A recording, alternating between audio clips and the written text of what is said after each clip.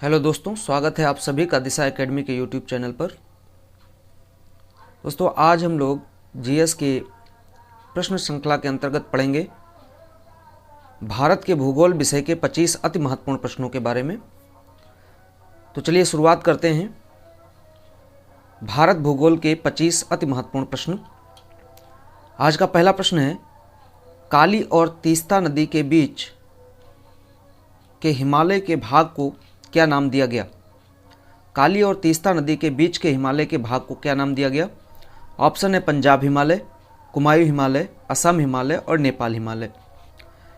जब हम हिमालय के प्रादेशिक विभाजन की बात करते हैं तो नदियों के आधार पर हिमालय को 4 भागों में बांटा गया। सिंधु और सतलज के बीच के हिमालय को पंजाब हिमालय कहा जाता है। सतलज और काली नदी के बीच के हिमालय को कुमायूं हिमालय, काली और तीस्ता नदी के बीच के हिमालय को नेपाल हिमालय तथा तीस्ता और ब्रह्मपुत्र नदी के बीच के हिमालय को असम हिमालय के नाम से जाना जाता है। तो यहाँ पर चूंकि प्रश्न पूछा गया काली और तीस्ता नदी के बीच के हिमालय को किस नाम से जाना जाता है, तो काली और तीस्ता नदी के बीच के हिमालय को नेपाल हिमालय के नाम से जाना जाता है। इसका सही उत्तर हो जाएगा डी, नेपाल हिमालय। जब हम बात करते हैं नेपाल हिमालय की, तो सबसे पूर्वी हिमालय में असम हिमालय आता है, सबसे पश्चिमी हिमालय में पंजाब हिमालय आता है। पंजाब और असम के बीच में कुमायूं और नेपाल हिमालय, मुख्य रूप से नेपाल के क्षेत्र में जिस हिमालय का भाग पाया जाता है उसे हम नेपाल हिमालय कहते हैं। नेपाल हिमालय चारों हिमालयों में सबसे बड़ा है, जो कि काली और तीस्ता नदी के बीच में फैला हुआ है। तो इसका सही उत्तर हो जाएगा डी, नेपाल हिमालय, काली और तीस्ता नदी के बीच में है। चलिए अगला प्रश्न देखते हैं।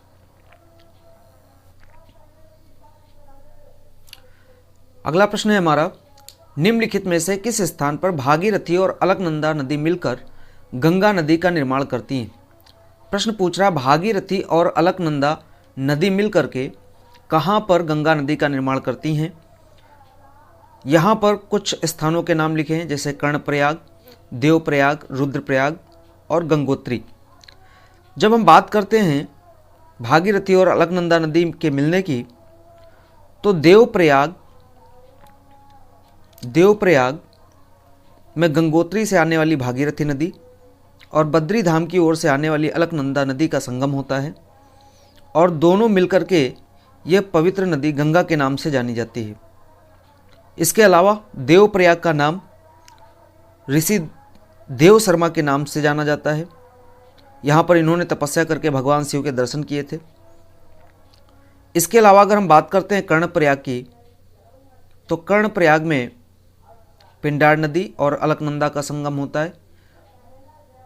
रुद्रप्रयाग में मंदाकिनी और अलकनंदा का संगम होता है। गंगोत्री से भागीरथी का उद्गम होता है। तो इसका सही उत्तर हो जाएगा देवप्रयाग। देवप्रयाग नामक स्थान पर भागीरथी और अलकनंदा मिलकर गंगा नदी का निर्माण करते हैं। चलिए अगला प्रश्न देखते हैं। गोदावरी नदी महाराष्ट्र के किस जिले से होकर निकलती है? जब हम बात करते हैं गोदावरी नदी की, तो गोदावरी नदी महाराष्ट्र के नासिक जिले के त्र्यंबकेश्वर नामक स्थान से या त्र्यंबकम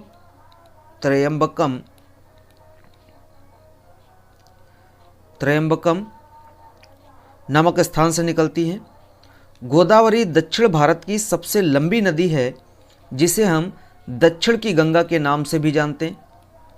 दक्षिण की गंगा के नाम से भी इसको जाना जाता है। इसके साथ साथ इसको हम वृद्ध गंगा के नाम से भी जानते हैं, वृद्ध गंगा। तो गोदावरी नदी महाराष्ट्र के नासिक जिले के त्र्यंबकम नामक स्थान से होकर निकलती है। इसे दक्षिण की गंगा या वृद्ध गंगा के नाम से जाना जाता है। दक्षिण भारत की सबसे लंबी नदी गोदावरी नदी है। ये दक्षिण भारत की सबसे लंबी नदी है, सबसे लंबी नदी। इसकी अगर हम सहायक नदियों की बात करते हैं तो पूर्णा, वर्धा, मंजीरा,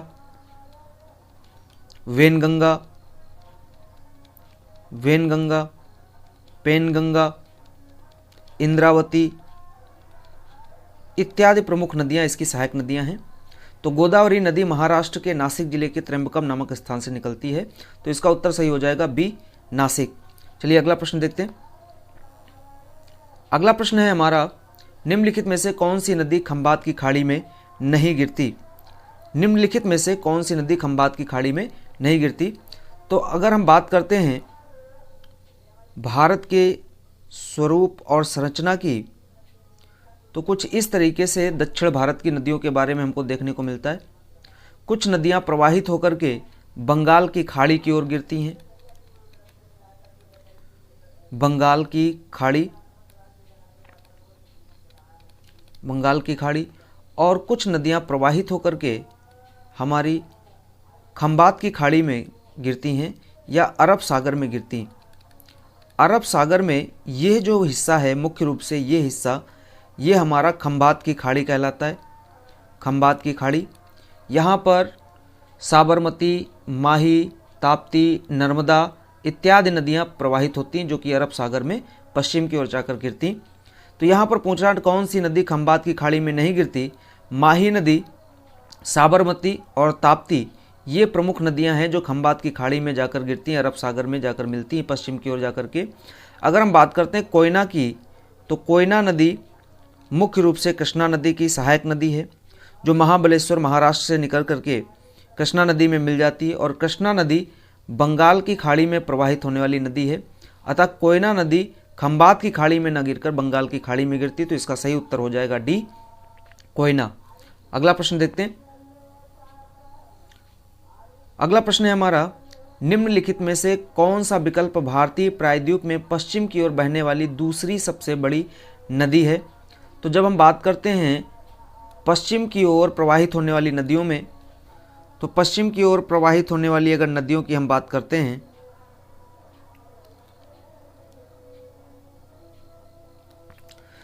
उनमें नर्मदा, अमरकंटक चोटी से निकलने वाली नर्मदा नदी, इसी के समांतर प्रवाहित होने वाली ताप्ती नदी, मांडवी नदी, जुआरी नदी, गंगावेली, भरतपूजा, शरावती इत्यादि ये प्रमुख नदियाँ पश्चिम की ओर प्रवाहित होने वाली नदियाँ हैं।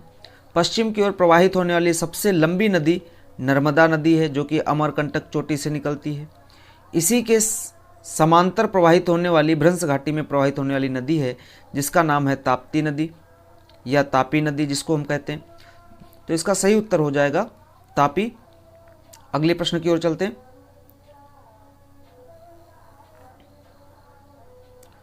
अगला प्रश्न है, निम्नलिखित में से कौन सी नदी उत्तर पिनाकिनी के नाम से जानी जाती है? उत्तर पिनाकिनी के नाम से जानी जाती है। तो उत्तर पिनाकिनी के नाम से जानी जाती है पेन्नार नदी। पेन्नार नदी की अगर हम बात करते हैं तो इसे उत्तर पिनाकिनी के नाम से जाना जाता है। कर्नाटक के चेन्ना केसो पहाड़ी से चेन्ना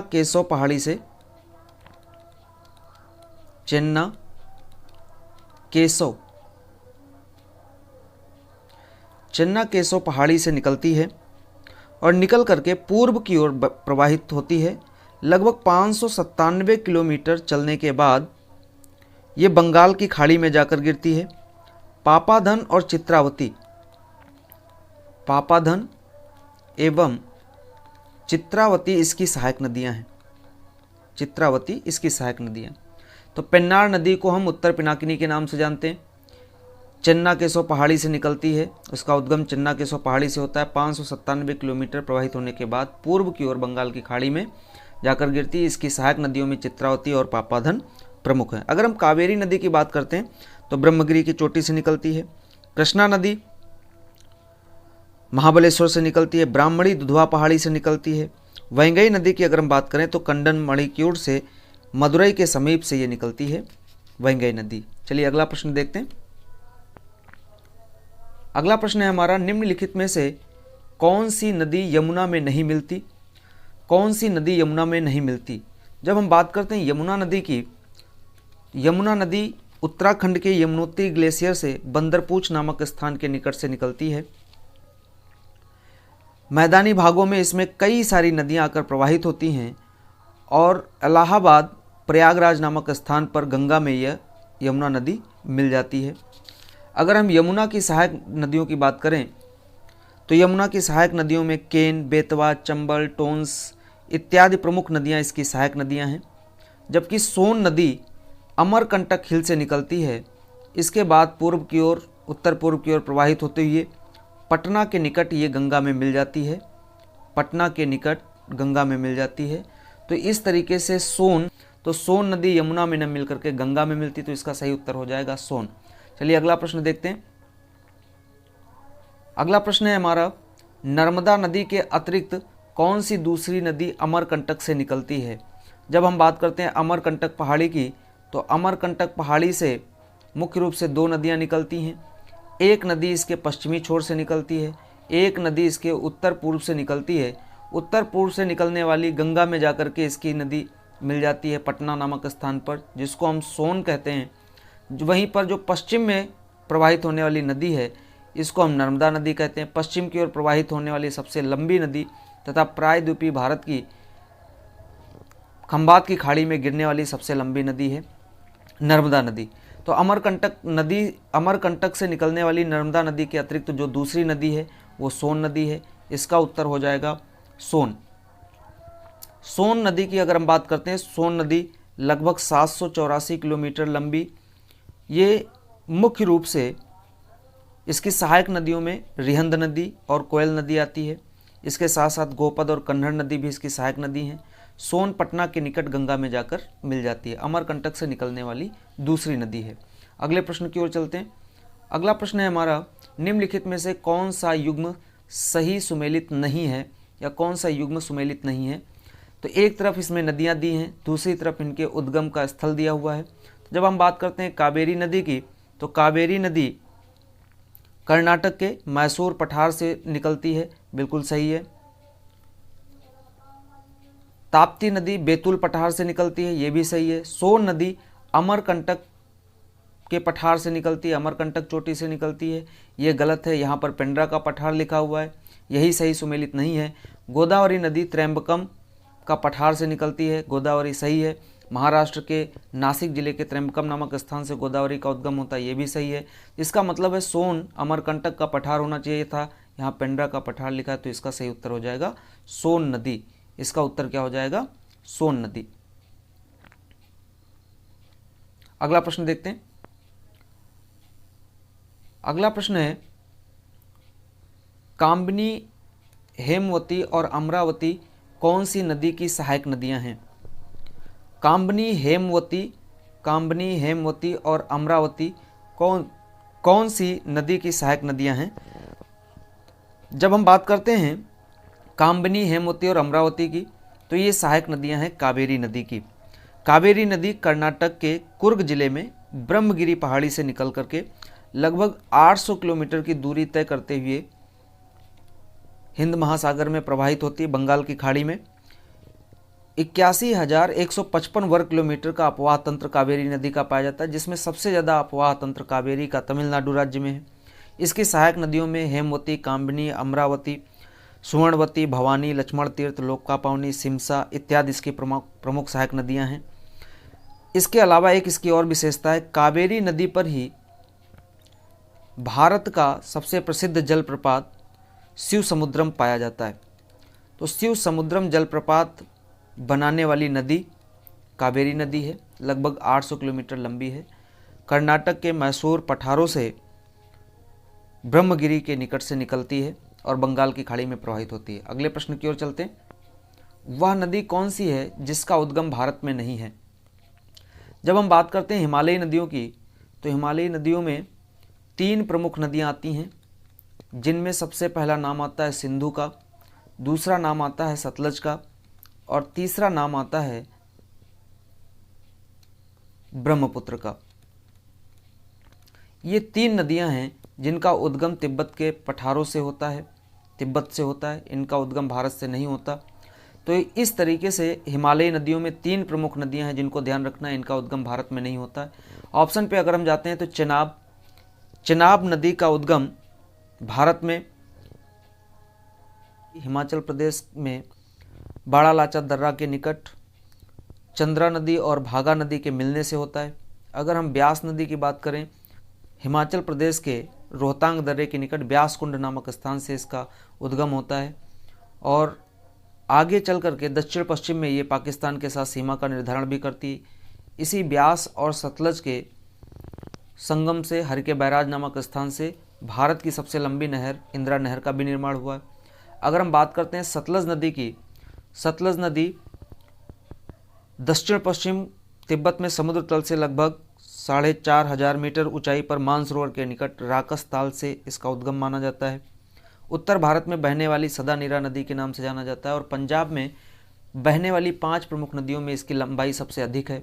इसी नदी पर भाखड़ा नागल बांध परियोजना भी है और इसी बांध के निकट एक गोविंद सागर जलाशय भी बनाया गया है।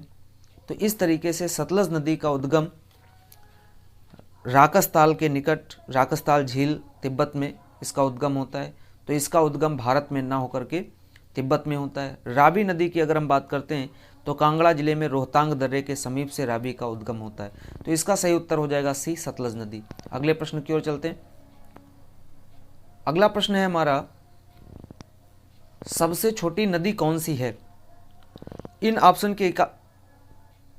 के अकॉर्डिंग अगर देखा जाए तो सबसे छोटी नदी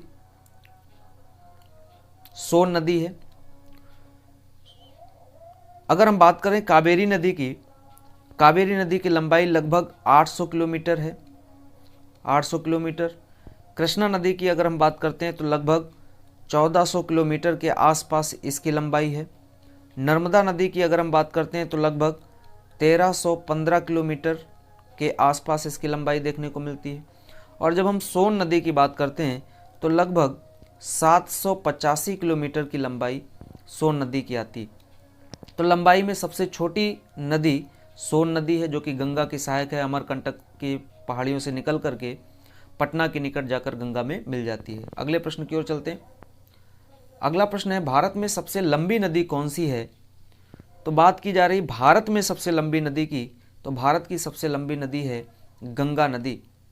भारत की सबसे लंबी नदी कौन सी है? गंगा नदी। अगर हम इन नदियों की बात करें तो गोदावरी नदी,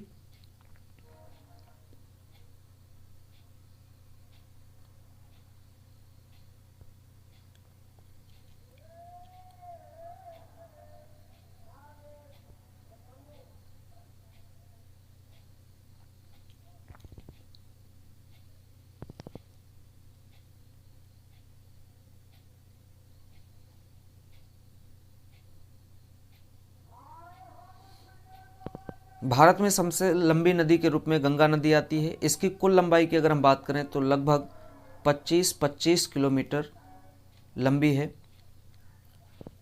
ये गंगोत्री और सतोपत ग्लेशियर से निकलने वाली नदियों के संगम से देवप्रयाग में गंगा के नाम से आती है। हरिद्वार में मैदानी भागों में प्रवेश करती है।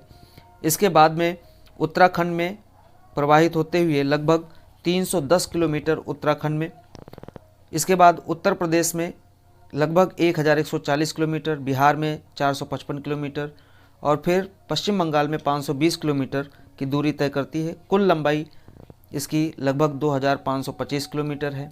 भारत की सबसे लंबी नदी के नाम से जानी जाती है। जबकि अगर हम गोदावरी की लंबाई की बात करें तो गोदावरी की लंबाई 1465 किलोमीटर है। अगर हम यमुना की बात करते हैं तो यमुना गंगा की सबसे लंबी सहायक नदी है, सबसे प्रमुख सहायक नदी है। इसकी लंबाई लगभग 1370 किलोमीटर है। अगर हम ब्रह्मपुत्र की बात करें तो ब्रह्मपुत्र की कुल लंबाई गंगा नदी की लंबाई से अधिक है, परंतु भारत में ब्रह्मपुत्र की कुल लंबाई 2900 किलोमीटर है, लेकिन भारत में इसकी लंबाई मात्र 916 किलोमीटर है। तो इस तरीके से भारत की सबसे लंबी नदी के रूप में गंगा नदी हो जाता है। इसका उत्तर सही हो जाएगा ऑप्शन सी, गंगा। अगला प्रश्न देखते हैं।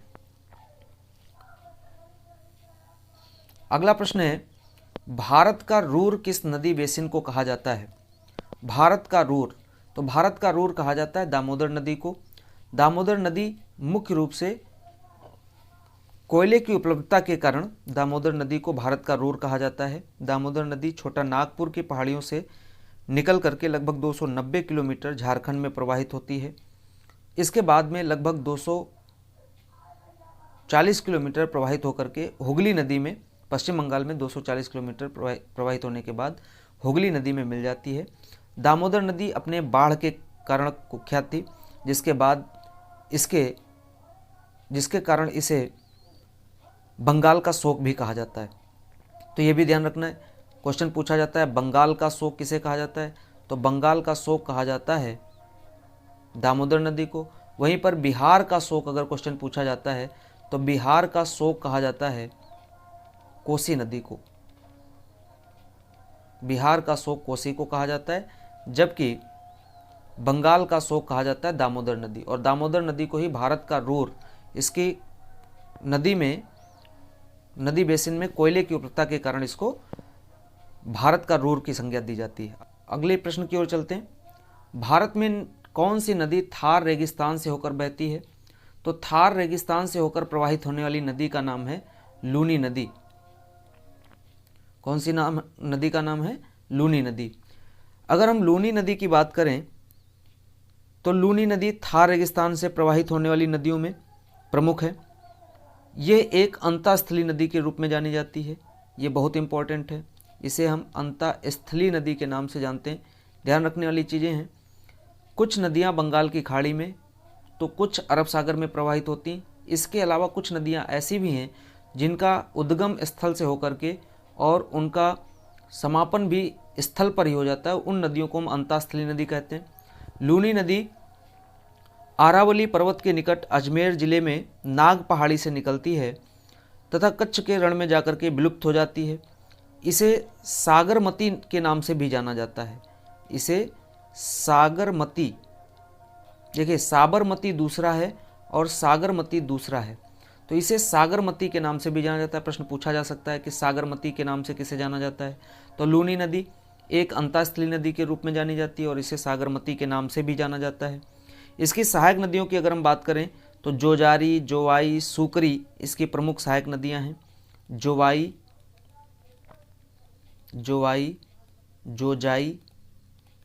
जोजाई और सूकरी इसकी सहायक नदियां हैं।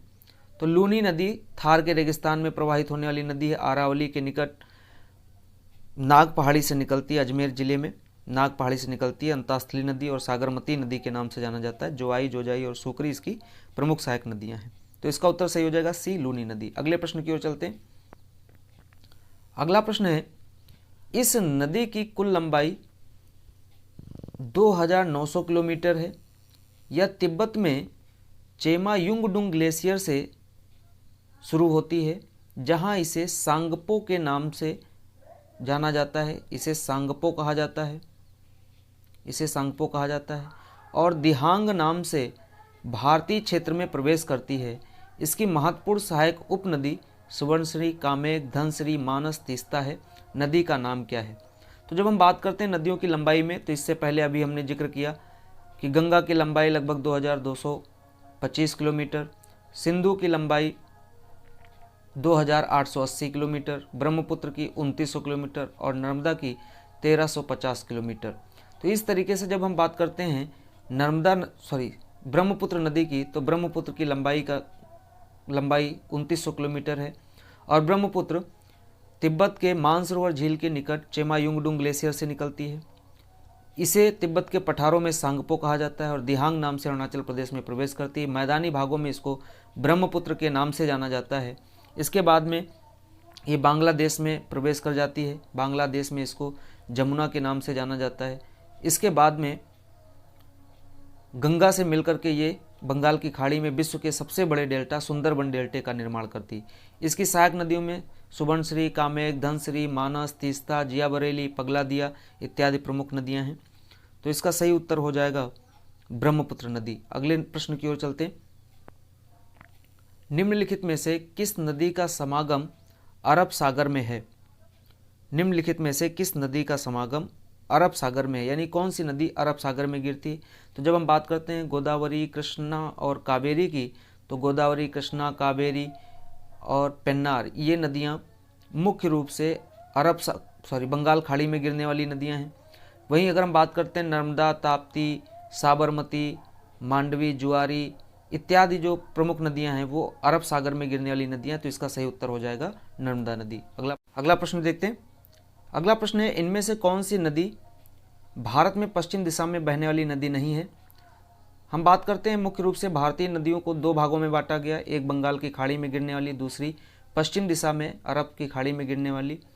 जब हम बात करते हैं बंगाल की खाड़ी में गिरने वाली नदियों में, तो गोदावरी, कावेरी, कृष्णा, महानदी, गंगा, ब्रह्मपुत्र इत्यादि नदियों का नाम आता है। वहीं पर जब हम बात करते हैं पश्चिम की ओर प्रवाहित होने वाली नदियों की, तो नर्मदा, ताप्ती, साबरमती, लूनी इत्यादि नदी का नाम आता है। तो जब हम पश्चिम की ओर बात करेंगे तो नर्मदा, साबरमती, लूनी, मांडवी, जुआरी, भरतपूजा इत्यादि प्रमुख नदियों का नाम आ जाता है।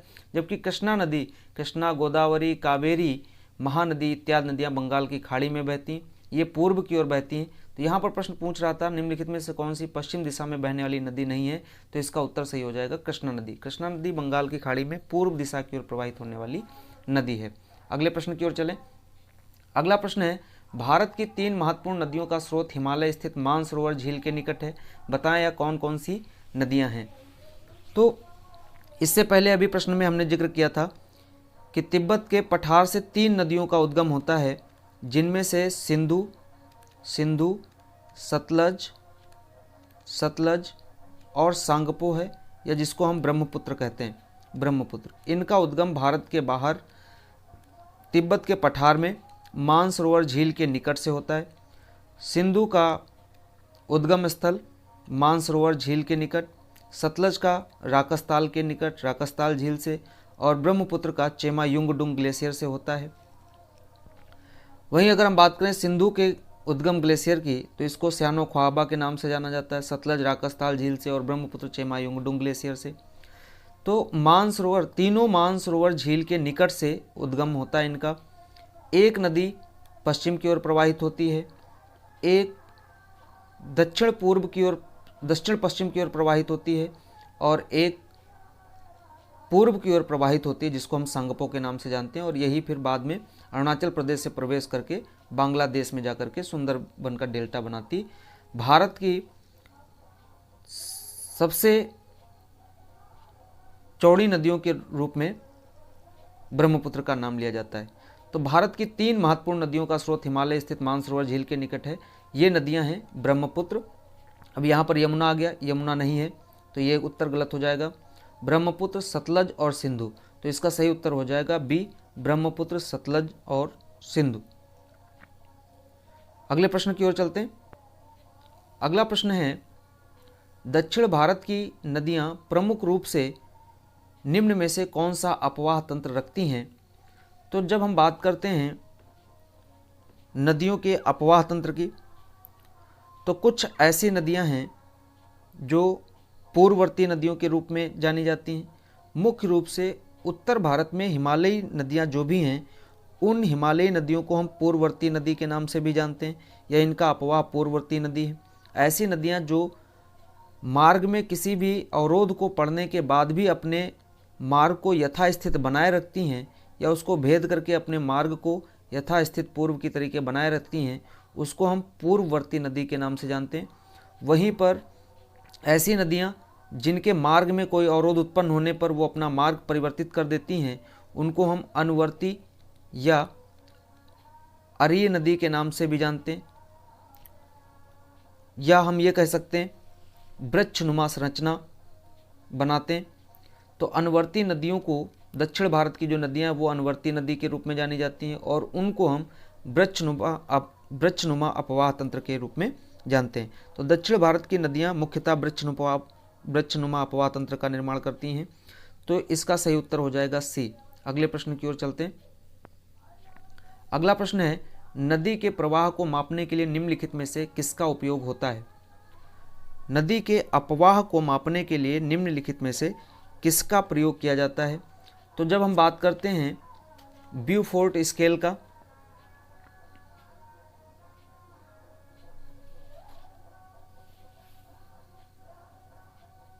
ब्यूफोर्ट स्केल समुद्र में हवा की गति को मापता है। ब्यूफोर्ट स्केल जो है ये समुद्र में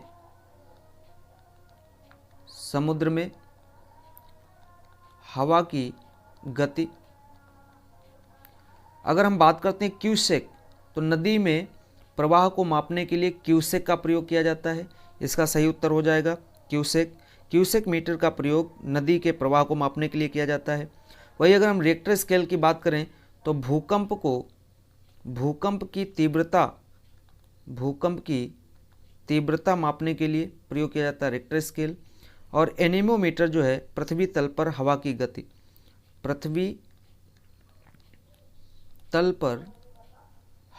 गति मापी जाती है। पृथ्वी तल पर हवा की गति एनीमोमीटर से, और समुद्र में हवा की गति ब्यूफोर्ट स्केल से मापी जाती है। क्यूसेक से नदी के प्रवाह को मापा जाता है क्यूसेक मीटर से, और रिक्टर स्केल से भूकंप की तीव्रता मापी जाती है। तो इसका सही उत्तर हो जाएगा बी क्यूसेक। अगले प्रश्न की ओर चलते हैं। अगला प्रश्न है, गोदावरी नदी महाराष्ट्र के जिले में पश्चिमी घाट के ढलानों से निकलती है। यहाँ पर रिक्त स्थान है, तो रिक्त स्थान में कौन से जिले से नदी निकलती है? तो यहाँ पर हमने बताया था गोदावरी नदी महाराष्ट्र के नासिक जिले के त्र्यंबकेश्वर पहाड़ी से निकलती है और दक्षिण पूर्व की ओर प्रवाहित होते हुए बंगाल की खाड़ी में गिरती है। दक्षिण भारत की ये सबसे लंबी नदी के नाम से जानी जाती है। इसकी सहायक नदियों में पेनगंगा, वैनगंगा, मंजीरा, वर्धा इत्यादि प्रमुख नदियां हैं।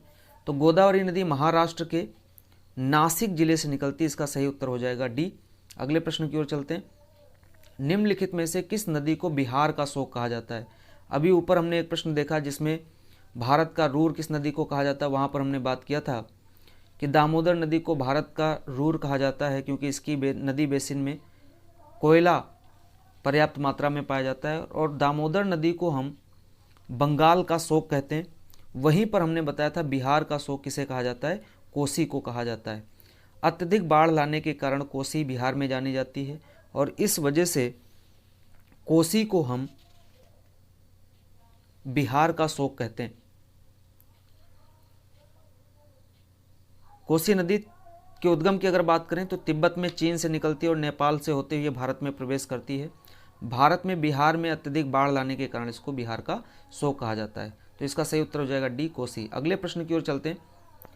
अगला प्रश्न है हमारा, उत्तर प्रदेश का त्रिवेणी संगम निम्नलिखित नदियों में से किसके संगम का स्थान है? तो उत्तर प्रदेश में प्रयागराज में 3 नदियां आकर मिलती हैं। उन नदियों की अगर हम बात करें तो भारत की सबसे लंबी नदी गंगा, इसकी सबसे लंबी प्रमुख सहायक नदी यमुना, और इसके साथ साथ एक अदृश्य नदी भी इसमें आकर मिलती है जिसको हम सरस्वती कहते हैं। तो गंगा, यमुना और सरस्वती, इन तीनों नदियों के संगम को हम त्रिवेणी के नाम से जानते हैं प्रयागराज में। तो इसका सही उत्तर हो जाएगा बी गंगा, यमुना और सरस्वती। अगले प्रश्न की ओर चलते हैं। अगला प्रश्न है, निम्नलिखित में से कौन सी नदी हिमालयी नदी तंत्र का हिस्सा नहीं है? तो जब हम बात करते हैं हिमालयी नदियों में, तो हिमालय नदी को मुख्य रूप से 3 अपवाह तंत्र में बांटा गया। सबसे पहला सिंधु अपवाह तंत्र, दूसरा गंगा अपवाह तंत्र, और तीसरा ब्रह्मपुत्र अपवाह तंत्र। सिंधु और उसकी सहायक नदियों में रावी, ब्यास, झेलम, चेनाब, सतलज इत्यादि इसकी जो सहायक नदियां हैं वो सिंधु अपवाह तंत्र के अंतर्गत आती हैं। ये हिमालय से निकलने वाली नदी हैं। गंगा के अंतर्गत गोमती, घाघरा, रामगंगा, महानंदा, काली इत्यादि गंगा की सहायक नदियों के रूप में जानी जाती है। यमुना भी इसी में आती है, ये गंगा अपवाह तंत्र के अंतर्गत आती हैं। इसके साथ साथ ब्रह्मपुत्र की अगर बात करें तो ब्रह्मपुत्र और उसकी सहायक नदियां ब्रह्मपुत्र अपवाह तंत्र के अंतर्गत आती हैं। तो हिमालयी नदियों को हम 3 अपवाह तंत्र के अंतर्गत बांटते हैं। तो हिमालयी नदी तंत्र का हिस्सा नहीं है पूछा गया है, गंगा हिस्सा है, ब्रह्मपुत्र हिस्सा है, महानंदा गंगा की सहायक नदी है, ये भी हिस्सा है। बची ब्राह्मणी और बैतरणी महानदी की सहायक नदियां हैं, और ये दक्षिण भारत में प्रवाहित होने वाली नदी है, बंगाल की खाड़ी में गिरने वाली नदी है। अतः इसका सही उत्तर हो जाएगा सी, ये हिमालयी नदी तंत्र का हिस्सा नहीं है। तो इस तरीके से आज हमने देखा नदियों से संबंधित भारत के भूगोल के 25 अति महत्वपूर्ण प्रश्न जो कि विभिन्न एग्जाम में पूछे गए हैं या भविष्य के किसी भी एग्जाम में पूछे जा सकते हैं। उम्मीद करते हैं कि ये प्रश्न आपके लिए बहुत ही महत्वपूर्ण होंगे।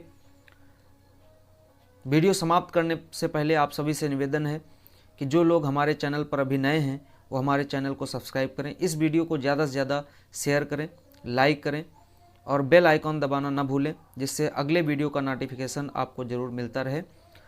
अगले वीडियो के माध्यम से फिर मिलेंगे हम 25 अति महत्वपूर्ण जीके जीएस के प्रश्नों के साथ। तब तक के लिए नमस्कार, जय हिंद।